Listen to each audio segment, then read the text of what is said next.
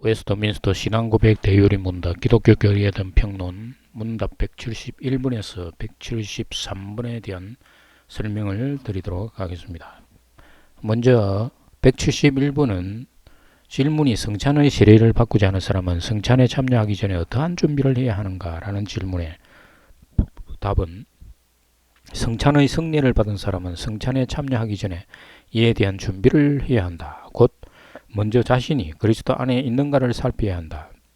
자신의 죄와 부족을 느끼고 진리에 관하여 자신의 지식 및 믿음, 회개를 살피고 하나님과 형제들에 대한 사랑과 모든 사람에 대한 사랑이 있는가를 살펴야 한다. 자기에게 잘못한 사람들을 용서하고 그리스도를 사모하는 마음과 새로운 순종을 다짐함으로써 은혜를 새롭게 받으며 같이 묵상하고 뜨겁게 기도함으로써 성찬 준비를 해야 할 것이다 라고 답을 하고 있습니다.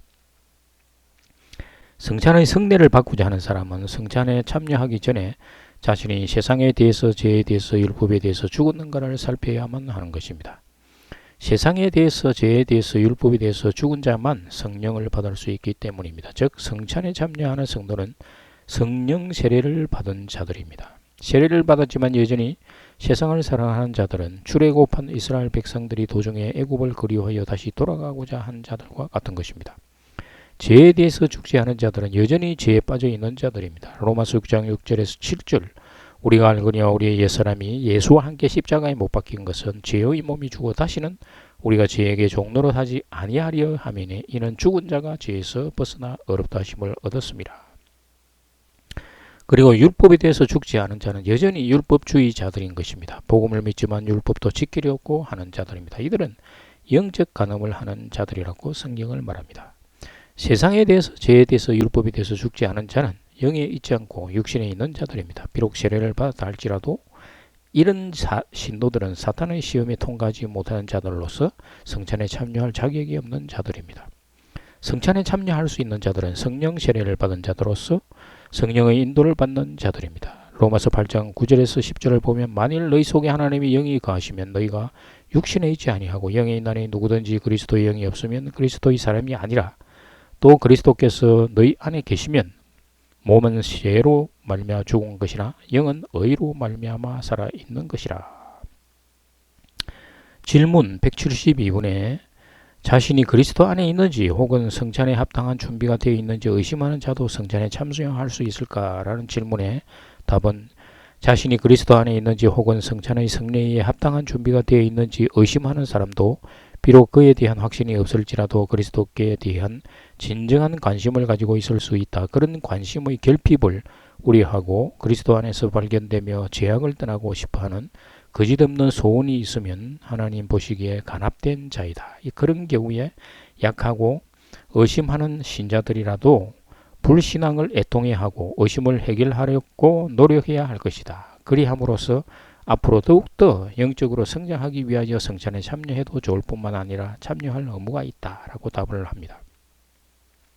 로마서 4장 18절에서 22절을 보면 아브라함이 바랄 수 없는 중에 바라고 믿었으니 이는 내 후손이 이가 되리라 하신 말씀대로 많은 민족의 조상이 되게 하려 하심이라. 그가 백세나 되어 자기 몸이 죽은 것 같고 사라의 태가 죽은 것 같음을 알고도 믿음이 약하여지지 아니하고 믿음이 없어 하나님의 약속을 의심하지 않고 믿음으로 견고하여져서 하나님께 영광을 돌리며 약속하신 그것을 능히 이루실 줄 확신하였으니 그러므로 그것이 그에게 의로 여겨졌느니라. 신도가 그리스도 안에 있는지 아닌지 누구보다 자신이 더 잘 알 것입니다. 자신이 육신에 있는지 아니면 영에 있는지는 어떤 행동의 결과로 이루어지는 것이 아니라 회개와 믿음의 결과로 이루어집니다.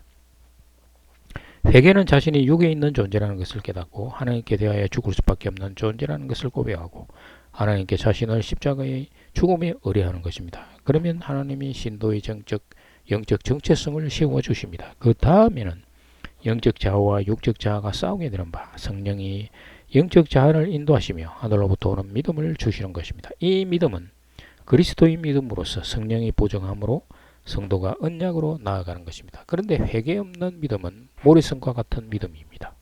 회개하지 않는 자는 자신이 왜 하나님께 대하여 죽을 수밖에 없는 존재인지 알지 못하는 것입니다. 자신의 마음속에 하나님처럼 되고 싶은 탐욕으로 가득한 것을 깨닫지 않고는 회개가 이루어지지 않습니다. 세상에서 짓는 죄를 회개하는 그런 회개가 아닌 것입니다. 탕자의 비유수와 같이 신도가 하나님을 떠난 탕자라는 것을 깨달아야 하며 다시 하나님 나라로 돌아가야 할 존재라는 것을 알고 이 세상에서 나그네로 살고 있는 자신을 발견해야만 하는 것입니다. 질문 173번에서 신앙을 고백하는 성찬을 받고 싶어하는 자에게 성찬을 못 받게 할 수 있을까? 답은 신앙 고백과 성찬을 받고 싶어하는 욕망이 있을지라도 무식하거나 의혹이 있으면 가르침을 받아 바로 깨닫게 되기까지는 그리스도께서 자기 교회에 맡기신 권세로 그들로 하여금 성찬을 못 받게 할 수 있다라고 답을 합니다. 예수님이 십자가의 죽음과 부활에 연합된 것을 믿지 않는 자는 성찬에 참여할 수가 없습니다. 이들은 성령 세례에 대해서 알지도 못하는 자이므로 성찬에 참여하면 죄를 먹고 마시는 결과가 되기 때문입니다. 오늘날 신도가 부활에 대해서 잘못 이해하고 있는 바, 육체가 죽은 후에 그 죽은 몸이 부활하는 것을 믿는다거나 부활을 마음의 변화 정도로 생각하는 사람들은 성령의 역사를 알지 못하므로 성찬에 참여할 수 없는 것입니다. 베드로전서 3장 18절에서도 말합니다. 그리스도께서 단번에 죄를 위하여 죽으사 의인으로서 불의한 자를 대신하였으니 이는 우리를 하나님 앞으로 인도하려 하심이라. 육체로는 죽임을 당하시고 영으로는 살리심을 받으셨으니 라고 말씀을 하고 있습니다. 감사합니다.